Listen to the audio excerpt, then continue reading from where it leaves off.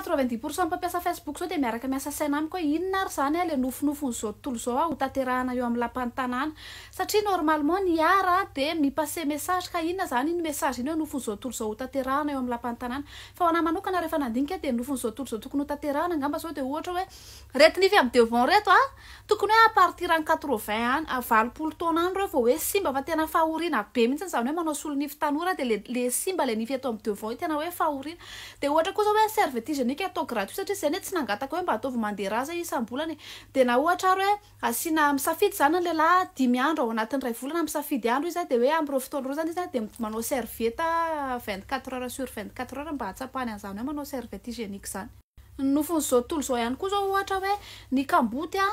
tokony hoe rehefa mitady asa dia tsy maintsy omena asa.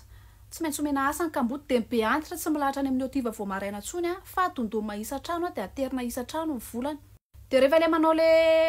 manera trano ireny koa raha ohatra ka hoe tsy tena confort koa ilay trano dia afaka averina ny droit de visite satria ny droit de visite naalohanay tamin'ireny hoe nitsidika trano ireny ahafahanay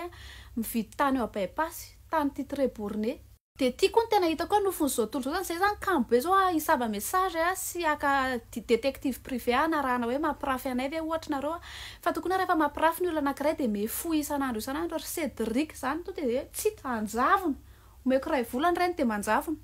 Dia ohatra koa zao hoe asiana ao anatin'ny ray volana asiana herinandro dia mifamadika ny situation ny mpitondra sy ny gouvernement amin'ny vahoaka. Ohatra hoe ny mpitondra zany zao milahatra bus mpitondra zany mividy menaka sasaky ny fefany dia ny vahoaka ndray zany miosanosana kely any amin'ny palais dia amin'izay zany tena hoe azoko sy tsapaiko tanana mihitsy zany hoe fiainana ny mpanankarena zany dia azon'ny président sy ny gouvernement tsapay tanana mihitsy zany hoe fiainana fahoriana ao anaty fahantrany vahoaka zany. Zany zao anisany hoe nofonofon'izao tontolo zao tokony afaka tanterahana amin'ny lapan'ny tanàna. Dia nofon'izao tontolo zao koa zao ohatra hoe mba nianatra fizika ilay olona dia mba mahita asa mora mahita asa amin'iny hoe domaine ny anarana iny fa tsy hoe na manana master en physique izy dia nefa rany mpamaky lohany entana eny Mahamasina satria tsy misy asa mihitsy tsy maintsy mandoha vola rehefa te hiditra hiasa tsara tsy maintsy manindrinindry vola amina kolikoly. Dia satria koa zany sina hoe ny tany an'Andriamanitra ny tany sy rehetra eo aminy tokony hoe tsy misy tompony zany ny tany dia afaka tsy asiana viza fa afaka mivezivezy amin'izay tianao rehetrarehetra ohatra hoe maraina anao makamaka sary eny Dubai dia ny hariva ianao misotro lasopy eny Tamatavy.